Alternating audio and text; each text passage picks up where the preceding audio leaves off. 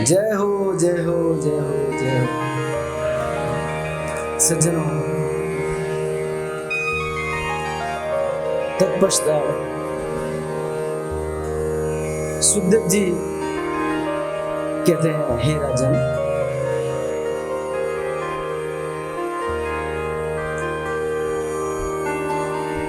कश्यप ऋषि के क्या पत्नियां हैं? यूं तो कश्यप ऋषि की 13 पत्नी की उल्लेख है भागवत में। उनमें से दीति और अदिति विशेष है।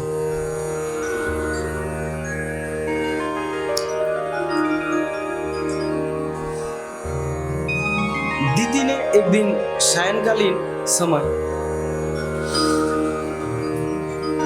कश्यप जी से निवेदन की है कि आप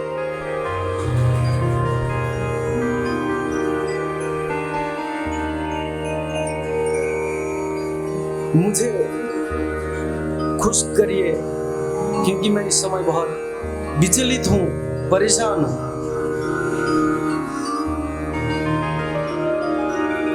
इसलिए कहते हैं आप लोग कथा श्रवण करते हैं, मगर इन बातों को आप लोग याद रखिए।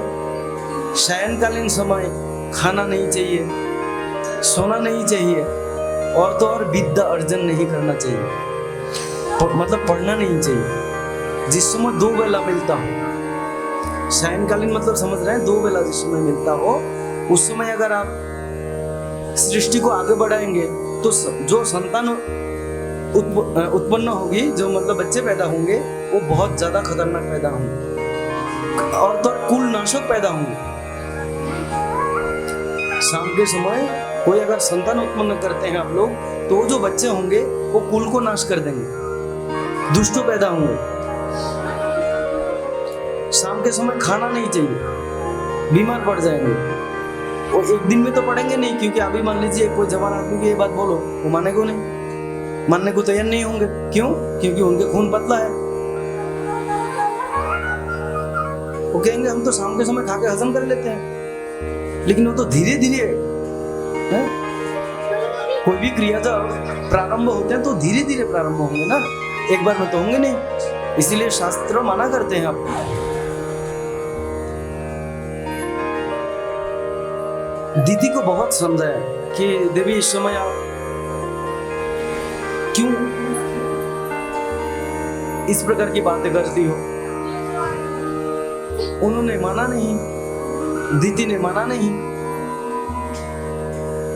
कश्यप ऋषि ने श्राप दे दिया कि शाम के समय तुमने मेरा भजन तब जब, क्योंकि उस समय ऋषि लोग आपको मालूम है त्रिशुंड गायत्री आदि जब करते ही थे ऋषि। आप और हम सब कश्यप गोत्र के तो ये है ही है, हमारे जजमान जी भी कश्यप गोत्र के ही हैं। कश्यप गोत्र का मतलब उसी ऋषि से ताल्लुक है आप लोगों का। कश्यप जी ने उनको, दीदी माता को श्राप दे दिया, बोले तुम्हारे गर्भ से 2 दैत्य बालक पैदा होंगे। क्या पैदा होंगे? दैत्य बालक, जो हिरण्याक्ष और हिरण्यकशिपु नाम से जाना जाता है।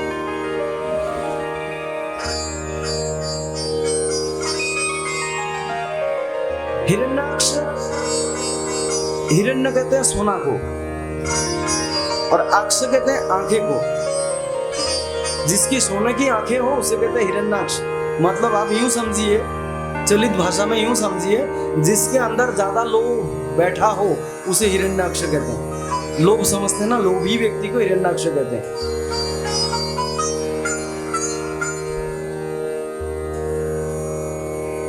हिरण्याक्ष विचरण कर रहे थे। ने उसको कहां छुपाया? बोले समुद्र में। अब मैं आपको साइंटिफिक कोज बताता हूं। मतलब आप कहेंगे कि भाई शास्त्र में ऐसा लिखा है, यहाँ तो ऐसा है नहीं है। अंतरिक्ष में इस प्रकार के ग्रह है जिसके अंदर हमारे जो ये पृथ्वी नहीं है, इस प्रकार के 100 पृथ्वी उसमें समा जाए, इतने पानी है उस ग्रह में। आप समझ रहे हैं क्या कहना चाह रहा हूं मैं? अंतरिक्ष में, आकाश गंगा में इस प्रकार के ग्रह है जिसके अंदर हमारी पृथ्वी की तरह कम से कम 100 पृथ्वी उसमें समा जाए। तो आप समझ गए होंगे। तो दैत्यों ने इसको ले जाकर के कहां छुपाया? समझ गई बात? इस पृथ्वी को समुद्र में उन्होंने समुद्र में छुपा दिया। किसने? हिरण्याक्ष ने। ब्रह्मा जी की नासिका से एक छोटा सा बराह प्रकट हुआ। बराह जानते हैं किसे कहते हैं? बराह मतलब सुअर। क्या बात? बराह प्रकट हुआ, धीरे धीरे बहुत विशाल रूप धारण किया उन्होंने और सीधा समुद्र में गया और दांतों में बैठा करके इनको पृथ्वी को स्थापित करने के लिए, मान लीजिए आप पानी को मत समझिए, मतलब अंतरिक्ष से यहाँ ला करके, मतलब हमारे सूर्यमंडल में लाके स्थापित करने के लिए लेके आ रहे थे। आकाश गंगा से ला करके हमारे सौर मंडल में इसको स्थापित करने के लिए ला रहे थे। उसी समय हिरण्याक्ष को नारद जी ने बताया कि तुमको जो पृथ्वी दान में मिली। बोले मिली। बोले वो कहाँ है? बोला मैंने छुपा रखा है उसको समुद्र में। बोले उसको कोई सुअर लेके आ रहा है, जाके देखो, जाके उससे लड़ो तुम। बोले वाह, ये तो आपने अच्छी बात बताई। इसलिए नारद जो है ना, दैत्यों के भी गुरु है, देवताओं के भी गुरु है, दोनों तरफ से। बोले वाह वाह, आपने बहुत अच्छी बात बताई, आपको प्रणाम। उनको प्रणाम करके हिरण्याक्ष गए। अच्छा, आप देखिए, अगर किसी से आपको झगड़ा करना हो, लड़ाई करनी हो, तो उसके रास्ते में रुक जाओ। वो इधर से जाए तो आप सामने खड़े हो जाओ, इधर से आए तो सामने खड़े हो जाओ, ऑटोमेटिकली धक्का मुक्की होना ही होना है। तो एक कहावत है, बोले ज्ञानी से ज्ञानी मिले, कर ज्ञान की बात। बुरा मत मानिएगा, बात की बात याद आ गई। बोले ज्ञानी से ज्ञानी मिले, करे ज्ञान की बात, और मूर्ख से मूर्ख मिले, दे मुख और दे लात।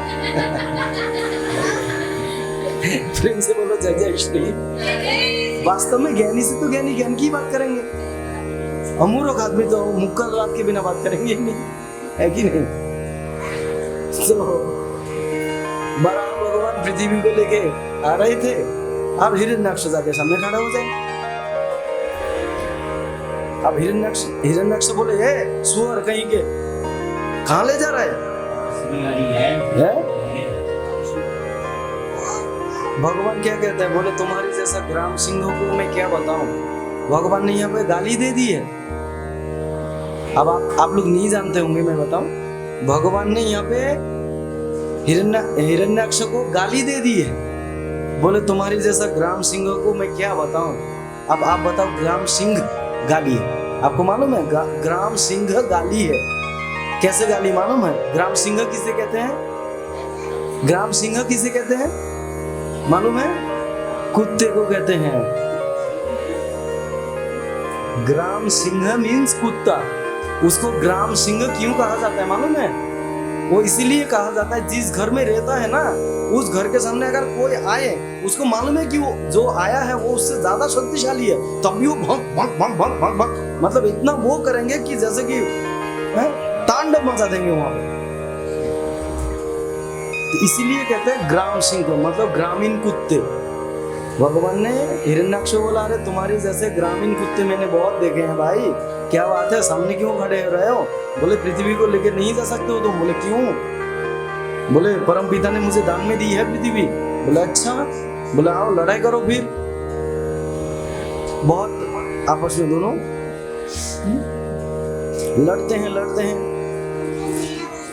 ठाकुर जी ने तो आप जानते हो, ठाकुर जी है, घुमा के जब दिए, हिरण्याक्ष गोविंदा नमो नमः, राम नाम। अच्छा एक लॉजिक सुनिए, राम नाम सत्य है ना? कब सुनाते हैं लोगों को? जब वो लोग चले जाते हैं। देखिए पॉइंट की बात जब याद आ जाए तो बोलना पड़ता है। जब वो चले जाते तब सुनाते। किसको सुना रहे भाई? वो तो चल बसे, वो तो चल बसे, तो किसको बता रहा है सत्य है?